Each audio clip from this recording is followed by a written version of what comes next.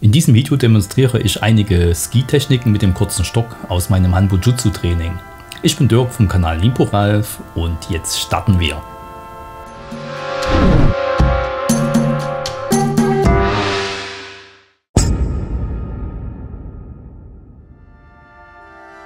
Katate Ski aus Munen Muso no Kamae.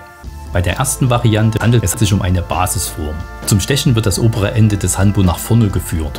Der Hanbo selbst liegt an der Seite an und wird dadurch stabilisiert. Diese Technik ist eher eine Art Boshiken mit Hanbo. Die freie Hand nutze ich je nach Situation seitlich zur Deckung oder führe sie unterm Sticharm zum Hanbo für Folgetechniken. Und hier noch zwei Übungen aus meinem Training dazu.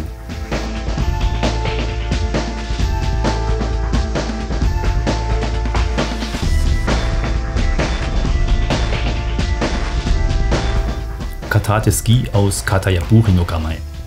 Diese Variante ist eine der 8 Grundformen der Uke-Gion Gata.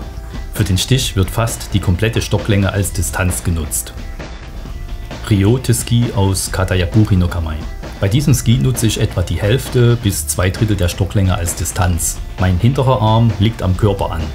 In der folgenden Variante davon springe ich unter die Deckung des Angreifers und führe den Stich von unten her aus. Und hier habe ich mit dieser Idee auch noch etwas herumexperimentiert.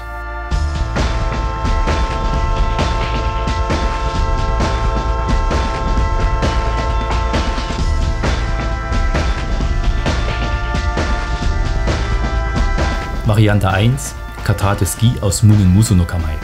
Beim Zurückgehen in Seiga no Kamae, wie wir es aus dem waffenlosen Taijutsu her kennen, führe ich das obere Ende des Hanbo an der Leiste anliegend mit nach hinten.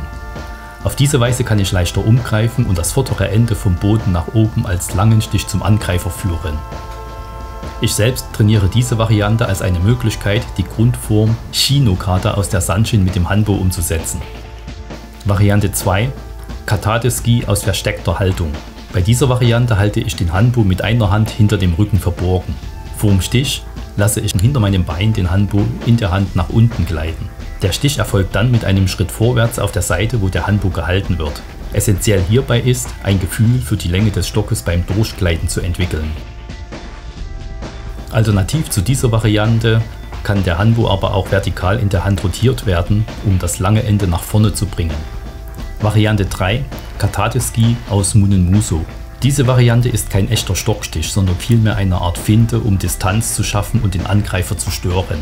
Hierbei wird aus Munen Muso das obere Ende des Hanbo dem Angreifer entgegengeschleudert. Der Stock gleitet hierbei durch die Hand.